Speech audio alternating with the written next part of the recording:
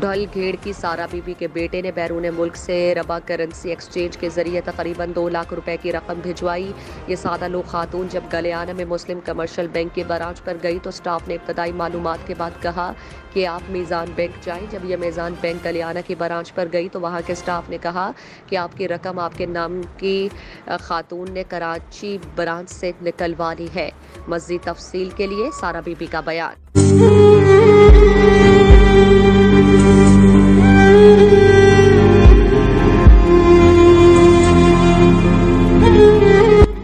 अस्सलाम वालेकुम आलिया, मैं एक गरीब औरत हाँ ये वाकया मैं बयान कर रही। दो मेरे बेटे ने, छोटा बेटा है, एक बड़ा बेटा है। मैं बड़े वक्ता नाल इस बेटे नू मैं बाहर भेजे। मेरे बेटे ने पैसे भेजे। जिमीदार मैं औरत हाँ, वक्त खार औरत हाँ। तो गुलियाना MC बैंक उस दे विच मैं गई हाँ।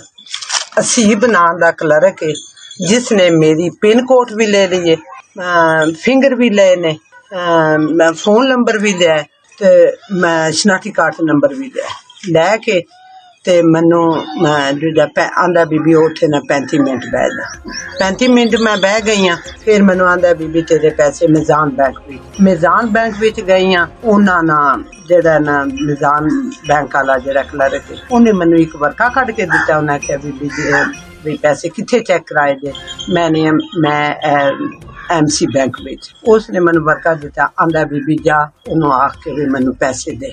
मैं फिर असीब जेड़ा क्लर्क है फिर उहदे कोल मैं आई हाँ। मैं क्या भी वो आखदे ने कि भी जिथे तू पैसे चेक कराए ने, फिंगर दिते ने, ते तेरे पैसे वसूल हो गए ने। उसने असीब नाम का जेड़ा क्लर्क है उसने मेरे को वो कागज भी लै लिया जेड़ा मीज़ान बैंक वालियां ने दिता है।